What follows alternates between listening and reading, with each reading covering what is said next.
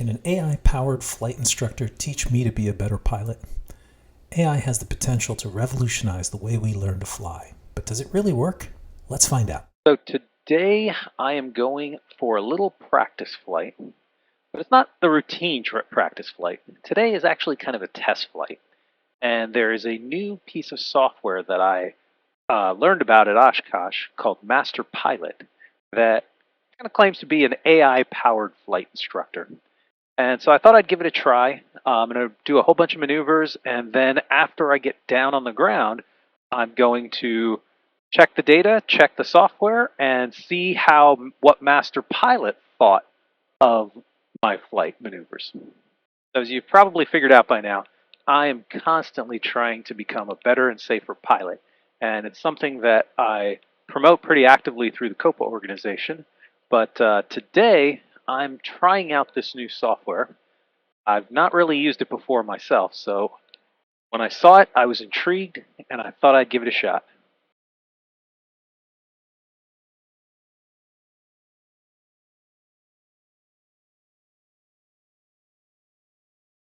All right, here we go.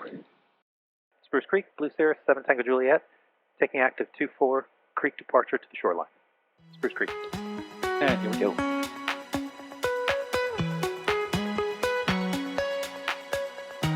Full power coming in slowly.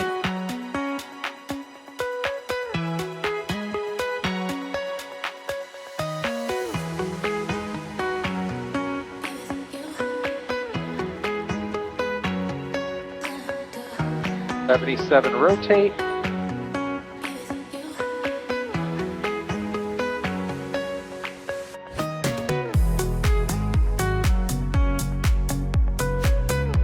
Gauges are in the green. Temps in the green. All looks good. Still holding right rudder. 500 feet. Let's begin our turn.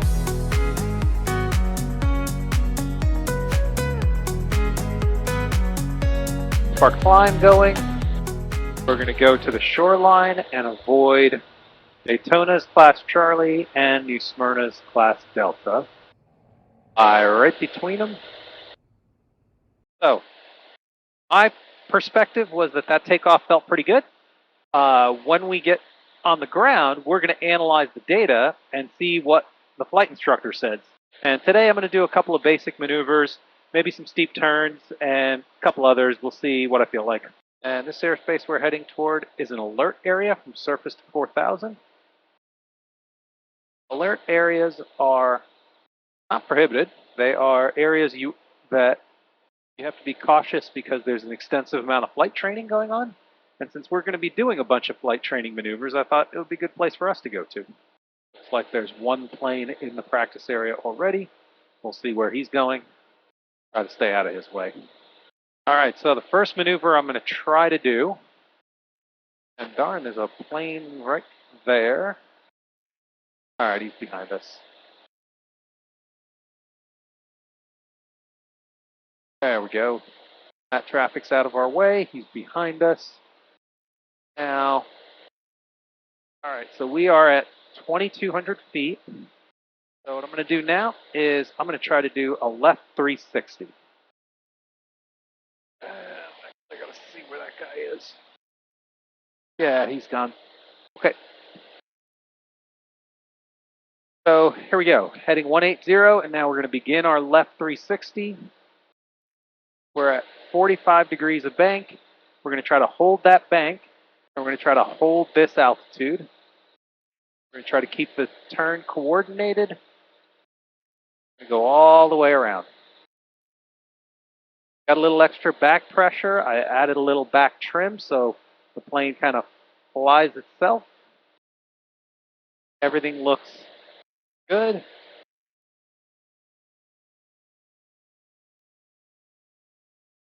Altitude looks really good. Yeah, don't worry about him. We're in a turn, so he won't be in our way for long.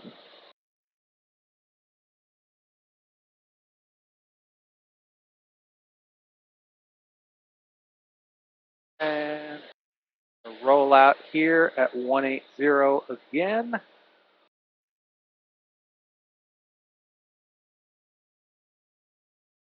And that felt pretty good from my point of view, but we'll see what the instructor says. All right, let's try it again to the right, and we'll probably, hopefully get out of this guy's way. Still 2200, and this time we're going to go to the right.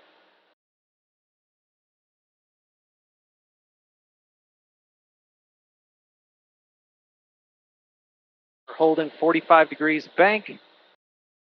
We're level in the turn. My flight path marker is right on the white line, which means I'm exactly where I should be.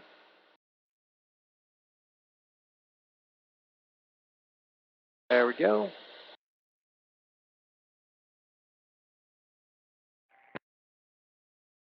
There is a plane 500 feet above us, but above us, so we're going to go a little lower on purpose, maybe. Go down to 2100. Now this is going to be ugly in terms of the data because I purposely went 100 feet down. But maybe it's a good test because this could be a test to see if the flight instructor noticed that I lost altitude. So the first one, I think I did correctly. The second one had an intentional mistake in it because of some traffic. And so we're going to see if MasterPilot figures that out. So I got my fingers crossed. We'll see if it works. All right. Now that traffic is off to the right. We're heading down south along the shoreline. Now what I want to try is something different. I want to try a Chandelle. And Chandelle is a commercial maneuver, but it's one that is really rather simple and kind of elegant, really. So here goes. Or let me explain what you do first.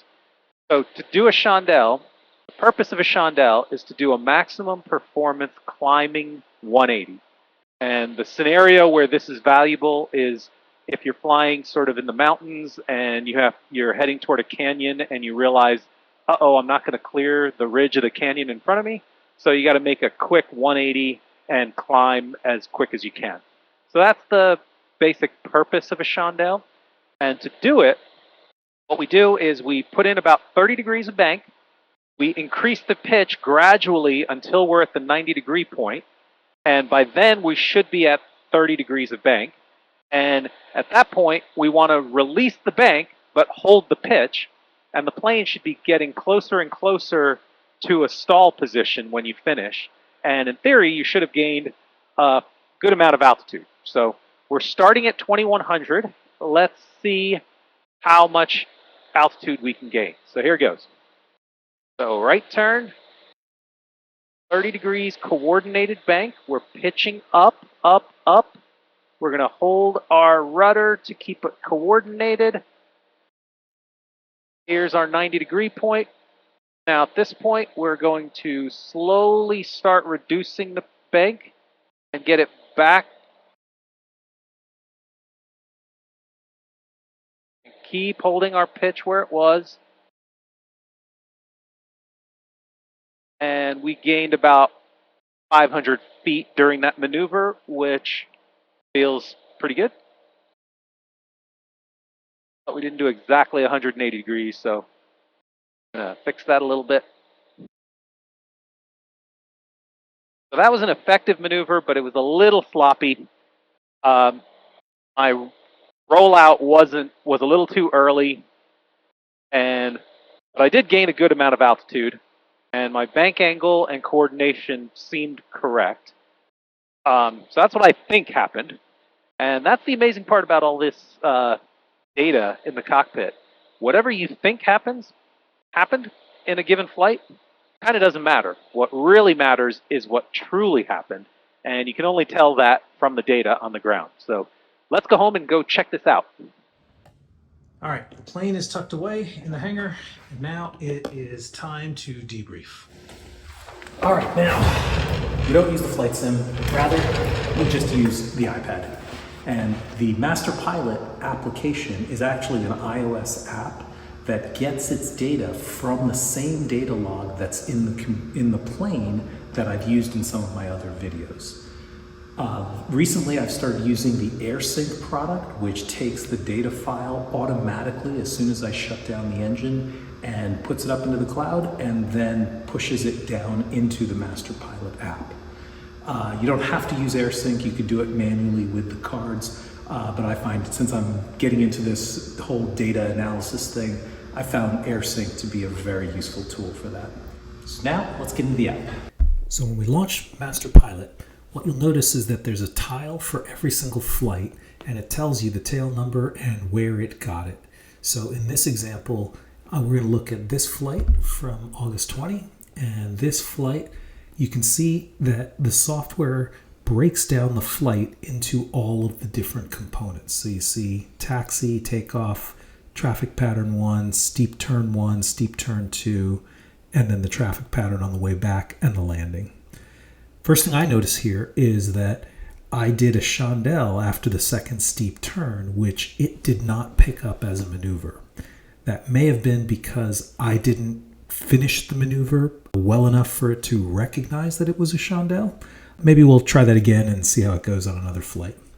But for now, let's go into a couple of examples here.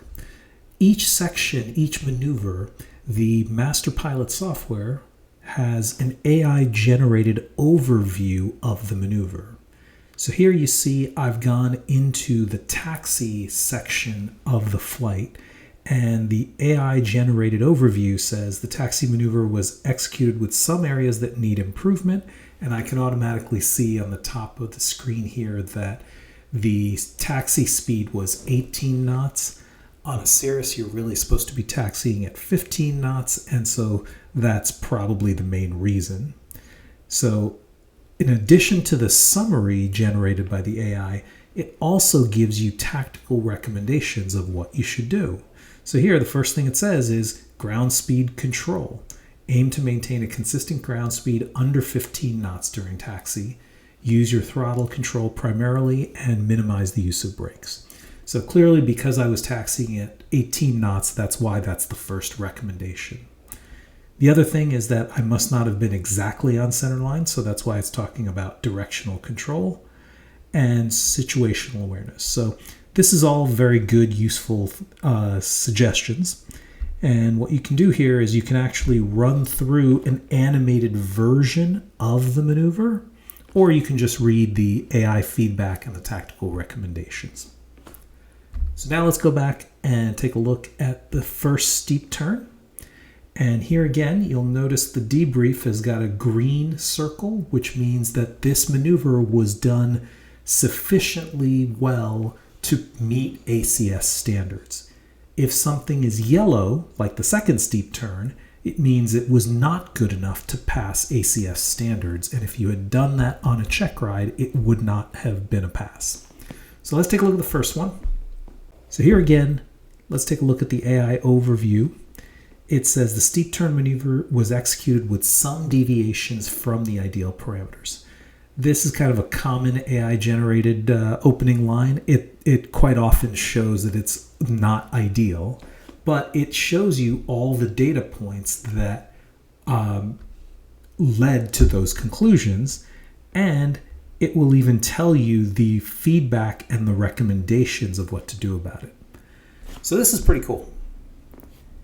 Now let's take a look at the next one. This is the steep turn that wasn't so good. This is the one where we encountered some traffic while we were in the maneuver, and we had to sort of deviate and reduce our altitude.